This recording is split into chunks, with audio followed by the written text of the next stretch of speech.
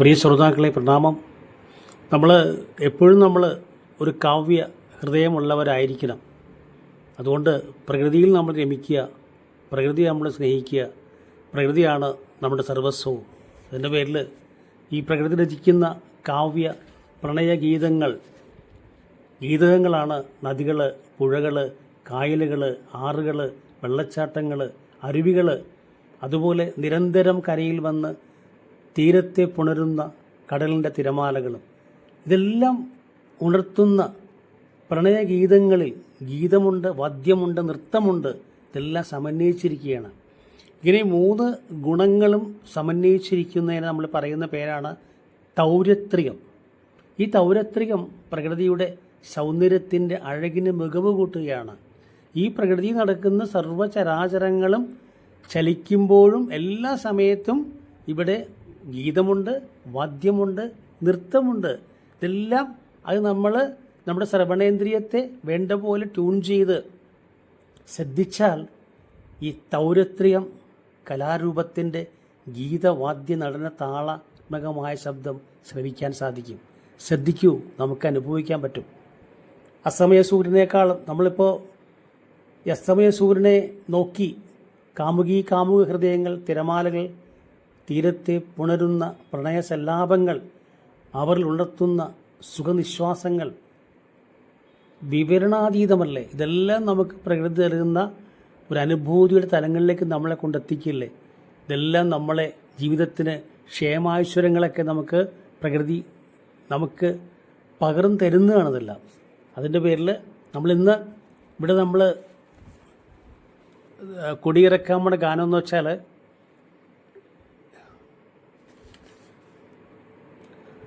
ആലുവ പുഴയുടെ തീരത്ത് ഇട്ടിരിക്കുന്ന 2 വള്ളങ്ങളിൽ ജീവിക്കുന്ന കുടുംബങ്ങളിൽ വിരുന്നുകാരെ പോലെ എത്തിച്ചേരുന്ന സ്നേഹവും വെറുപ്പും വിദ്വേഷവും കൂട്ടായ്മയും ജീവിതത്തിൻ്റെ എല്ലാ ചേരുവകളും ചേർത്ത് സംവിധായകൻ ശ്രീ വിൻസെൻ്റ് അനാച്ഛാദനം ചെയ്ത ചിത്രമാണ് നദി.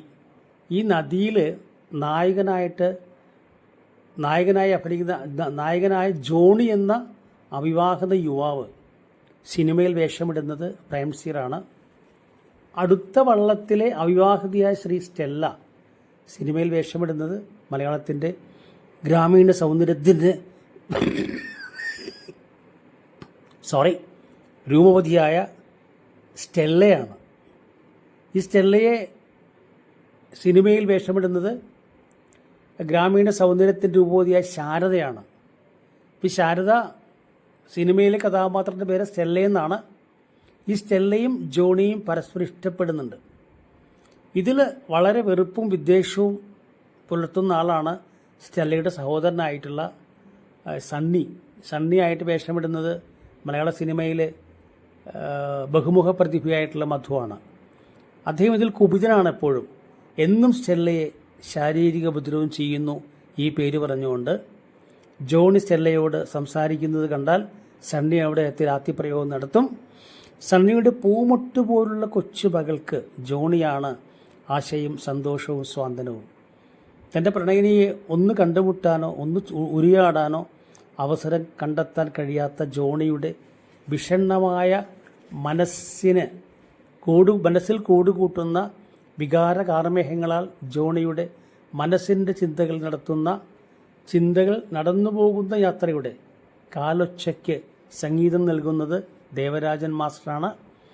ആലപിക്കുന്ന യേശുദാസാണ്. അപ്പോൾ ഇതാണ് ഈ ഗാനത്തിൻ്റെ പശ്ചാത്തലം. വയലാർ ഈ ഗാനം കുറിക്കുമ്പോൾ, ഈ ഗാനം എഴുതുമ്പോൾ ഈ ഗാനത്തിൻ്റെ പശ്ചാത്തലം ഇതാണ്.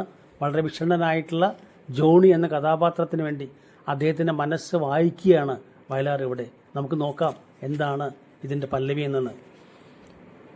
ഓക്കെ. 1000 പാദസരങ്ങൾ കിളുങ്ങി ആലുവാപ്പുഴ പിന്നെയുമൊഴുകി ആരും കാണാതെ ഓളവും തീരവും ആലിംഗനങ്ങളിൽ മുഴുകി.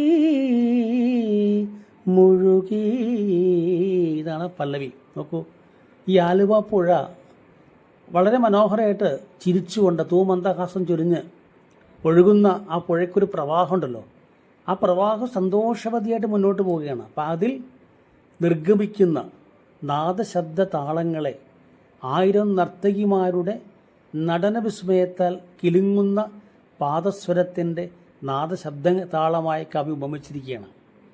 ഈ പ്രവാഹം നദി ഇങ്ങനെ മൂവ് ചെയ്യുമ്പോൾ ചലിച്ചുകൊണ്ടിരിക്കുമ്പോൾ ആ ശബ്ദ താളങ്ങളെയൊക്കെ പാദസ്വരത്തിൻ്റെ ശബ്ദങ്ങളായിട്ട് കവി ഉപമിക്കുകയാണ് അല്ലേ. അതുപോലെ തന്നെ അടുത്ത മൂന്നാമത്തെ ലൈൻ, ആരും കാണാതെ ഓളവും തീരവും ആലിംഗനങ്ങളിൽ മുഴുകി മുഴുകി.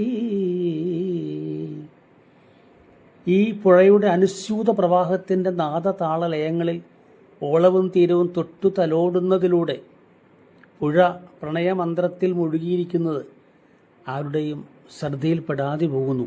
അതുകൊണ്ടാണ് കവി പറയുന്നത്, ആരും കാണാതെയാണ് അവർ പരസ്പരം എന്ത് ചെയ്യേണ്ടത്, സ്നേഹം പങ്കുവയ്ക്കുന്നത്. ഇങ്ങനെ ഓളവും തീരവും പരസ്പരം ആലിംഗനങ്ങളിൽ മുഴുകുന്നത്. ഇനി നമുക്ക് ഇതിലേക്ക് വരാം, നമ്മുടെ അനുപല്ലവിയിലേക്ക് വരാം. അനുപല്ലവി വളരെ രസമാണ്. ഈറനായ നദിയുടെ മാറിൽ ഈവിടുന്ന നീർക്കുമിളകളിൽ വേർപെടുന്ന വേദനയോ വേറിടുന്ന നിർവൃതിയോ.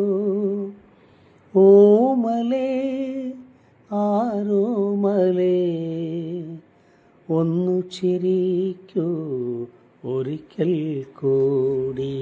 നോക്കൂ, ഈ നിലയ്ക്കാത്ത കാലത്തിന് സമാനമായി, കാലം ഒരിക്കലും നിലയ്ക്കില്ല. കാലം ഇങ്ങനെ മുന്നോട്ട് മുന്നോട്ട് പോയിക്കൊണ്ടിരിക്കുകയാണ്. അതുപോലെയാണ് പുഴയുടെ പ്രവാഹവും. ഇപ്പം നിലയ്ക്കാത്ത കാലത്തിന് സമാനമായി അനുസ്യൂതമൊഴുകുന്ന പുഴയുടെ പ്രവാഹത്തെയാണ് കവി ഉപമിച്ചിരിക്കുന്നത്. കാലവും പുഴയൊക്കെ ഒരുപോലെ മുന്നോട്ട് കുതിച്ചുകൊണ്ടിരിക്കുകയാണ് അല്ലേ. ഈ കാലത്തിൻ്റെ മാറിൽ വിടരുന്ന വെച്ചാൽ നദിയുടെ മാറിൽ മാറിൽ വിടരുന്ന ഓരോ ജീവിത പൂമുട്ടുകളും നദിയുടെ മാറിൽ വിടരുന്ന നീർക്കുമിളകളായി കവി ഉപമിക്കുകയാണ് ഇവിടെ. ഇപ്പം കാലത്തിൻ്റെ മാറിലേക്ക് ഉണർന്നു വരുന്ന ഓരോ ജീവികളും നദിയുടെ മാറിൽ വരുന്ന നീർക്കുമിളകളായി കവി ഉപമിക്കുകയാണ്. ഈ നീർക്കുമിളകൾ എന്ന് വെച്ചാൽ ക്ഷണികമാണ്, അതുപോലെ ജീവിതവും ക്ഷണികമാണ് അല്ലേ, ശരിയല്ലേ? ഏതു സമയത്തും നമുക്ക് നഷ്ടപ്പെടാവുന്നതാണ്. ഇപ്പോൾ ജീവൻ്റെ മണിനാഥം നിൽക്കുമ്പോൾ അനുഭവിക്കുന്ന വേറിടുന്നതിൻ്റെ അനുഭവിക്കുന്ന ആ വേർപാട് നമുക്ക് തരുന്നത് വേദനയാണോ അതോ വേറിടുന്നതിൻ്റെ നിർവൃതിയാണോ എന്ന് കവി ചോദിക്കുകയാണ്. ഈ നിർവൃതി എന്ന് വെച്ചാൽ സന്തോഷമാണ്, ആനന്ദമാണ്. ഇപ്പോൾ ഭൂമിയിലെ ജീവിതത്തോട് വിട പറയുന്ന നിമിഷം അനന്തതയുടെ വിഹായസിലേക്ക് പറന്നുയരുന്ന ആത്മതേജസ് അനുഭവിക്കുന്ന ഏകത്വം മോഹമോ ശോകമോ തരുന്നില്ല. അവിടെ എന്താ സംഭവിക്കുന്നത്? പവിത്രമായ ആത്മീയ അനുഭൂതിയുടെ ഹിരണ്യഹൃദയം, ദിവ്യമായ ഹൃദയം, ഡിവൈൻ ഹാർട്ട് തുറന്നിടുകയാണ് അവിടെ. ഇവിടെ ശരിക്കും പറഞ്ഞാൽ കവി ഒരാത്മീയ ഭാവത്തിലേക്ക് പറന്നുയരുകയാണ് അല്ലേ. ശരിക്കും അതല്ലേ?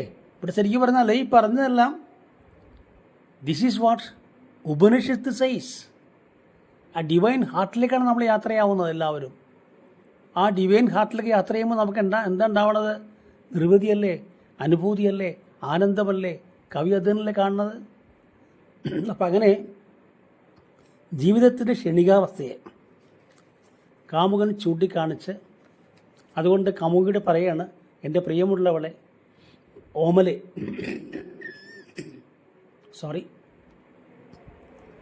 ആരോമലെ, എൻ്റെ ഹൃദയത്തോട് ചേർന്ന് നിൽക്കുന്നവളെ, നിൻ്റെ തൂമന്ദഹാസം ചൊരിഞ്ഞ് ഈ നിമിഷത്തെ ധന്യമാക്കൂ, ഒരിക്കൽ കൂടി ചിരിച്ചുകൊണ്ട്. ഇദ്ദേഹത്തിനറിയാം ആ പെൺകുട്ടി എന്നും വിതുമ്പലാണ്, കരയലാണെന്നൊക്കെ. അതുകൊണ്ട് അദ്ദേഹം പറയുകയാണെന്ന്, ചിരിക്കൂ, തൻ്റെ പ്രിയതമയിൽ നിന്ന് മാറി നിന്നുകൊണ്ട് ഇതുപോലെ തൻ്റെ ഹാർട്ടിലെ ചിന്തകളെ തൻ്റെ പ്രിയതമയ്ക്ക് ട്രാൻസ്മിറ്റ് ചെയ്യണം അദ്ദേഹം. അല്ലെങ്കിൽ എന്താ പറയണത്, ആ മെസ്സേജ് അയച്ചു കൊടുക്കുകയാണ് അദ്ദേഹം അല്ലേ. ആ മെസ്സേജ് അയച്ചു കൊടുക്കുമ്പോൾ അവർക്ക് വേണമെങ്കിൽ ആ ട്യൂണിലാണെങ്കിൽ അത് സ്വീകരിക്കാവുന്നതാണ്. അപ്പം അതാണ് ശരിക്കും പറഞ്ഞാൽ അനുപല്ലവി പറയുന്നത് നമ്മൾ ചരണത്തിലേക്ക് പോവാണ്. ചരണം അതും കൂടി കുറേ ഗംഭീരമാണ്. തൻ്റെ ഓർമ്മകളെ തൻ്റെ ആ കഴിഞ്ഞുപോയ പ്രണയ ഓർമ്മകളെ ഓർക്കുകയാണ് ഇവിടെ കാമുകൻ. ഈ നിലാവും ഈ കുളിർ കാറ്റും ഈ പളുങ്കു കൽപ്പടവുകളും ഓടിയെത്തും ഓർമ്മകളിൽ ഓമലാളിൻ ഗൽഗതവും ഓമലേ ആരോമലേ ഒന്നു ചിരിക്കൂ ഒരിക്കൽ കൂടി. ആക്ച്വലി നിലാവെന്ന് വെച്ചാൽ ഈ കാമുക ഹൃദയങ്ങളെ ഏറ്റവും കൂടുതൽ കുറേ കൂടി സുന്ദരന്മാരാക്കുന്ന ഒരു വല്ലാത്തൊരവസ്ഥയാണ് നിലാവിൻ്റെ ആഗമനം. ഈ രാവിൻ്റെ ആദ്യ യാമത്തിൽ മാനത്ത് മട്ടുപ്പാവിൽ എത്തി സൗന്ദര്യ ചെപ്പ് തുറക്കുന്ന നമ്മുടെ നിലാവ് ഈ പ്രണയത്തിൻ്റെ സപ്തസ്വരങ്ങൾ മീട്ടിക്കൊണ്ട് പ്രണയം നുണയുന്ന കാമുക ഹൃദയങ്ങളെ തൊട്ട് തലോടി താളമടിച്ചു കടന്നു പോകുന്ന ഇളം കാറ്റിൻ്റെ കുളിരും. ഒരു കാറ്റ് വന്നാൽ മതി, അതിന് ഞാൻ പറഞ്ഞതായിട്ടുള്ള താളമുണ്ട്, വാദ്യമുണ്ട്, അല്ലേ, എല്ലാമുണ്ട്. ഈ 3 രാഗഭാവങ്ങളും ഒരു കാറ്റിന് പോലും ഉണ്ട്. ആ കാറ്റിൻ്റെ കുളിര് വിസ്മരിക്കാൻ പറ്റുമോ അല്ലേ?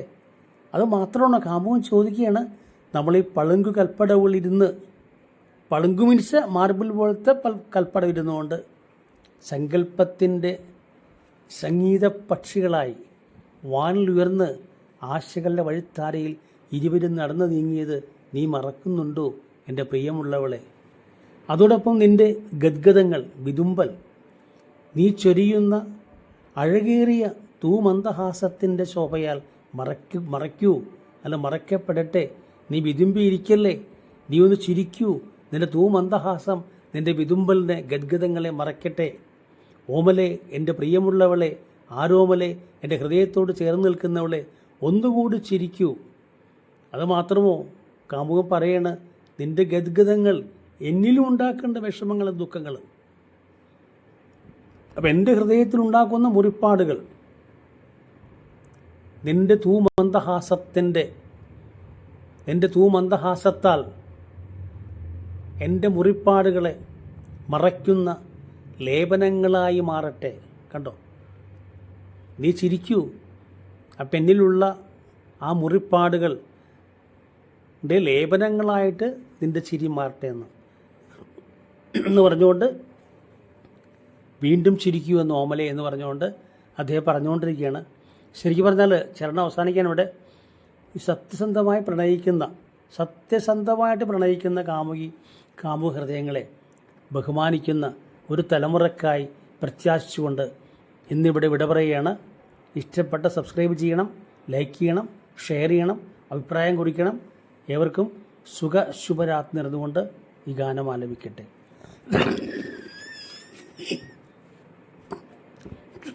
I am very sorry. Okay. 1000 പാദസരങ്ങൾ കിലുങ്ങി ആലുവാപ്പുഴ പിന്നെയുമൊഴുകി ആരും കാണാതെ ഓളവും തീരവും ആലിംഗനങ്ങളിൽ മുഴുകി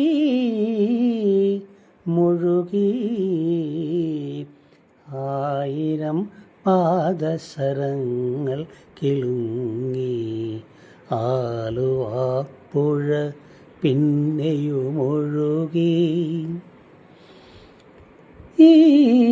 ഈറനായ നദിയുടെ മാറിൽ ഈ വിടന്ന തീർക്കുമിളകളിൽ ഈറനായ നദിയുടെ മാറിൽ ഈ വിടർന്ന നീർക്കുമിളകളിൽ വേർപെടുന്ന വേദനയോ വേറിടുന്ന നിർവൃതിയോ ഓമലേ ആരോമലേ ഒന്നു ചിരിക്കൂ ഒരിക്കൽ കൂടി. 1000 പാദസരങ്ങൾ കിലുങ്ങി ആലുവാപ്പുഴ പിന്നെയുമൊഴുകി. ഈ നിലാവും ഈ കുളിർക്കാറ്റും ഈ പളുങ്കു കൽപ്പടവുകളും, ഈ നിലാവും ഈ കുളിർക്കാറ്റും ഈ പളുങ്കു കൽപ്പടവുകളും ഓടിയെത്തും ഓർമ്മകളിൽ ഓമലാളിൻ ഗദ്ഗദവും. ഓമലേ ആരോമലേ ഒന്നു ചിരിക്കൂ ഒരിക്കൽ കൂടി. 1000 പാദസരങ്ങൾ കിലുങ്ങി ആലുവാപ്പുഴ പിന്നെയുമൊഴുകി. ആരും കാണാതെ ഓളവും തീരവും ആലിംഗനങ്ങളിൽ മുഴുകി മുഴുകി. 1000 പാദസരങ്ങൾ കിലുങ്ങി ആലുവാപ്പുഴ പിന്നെയുമൊഴുകി. Okay, good night.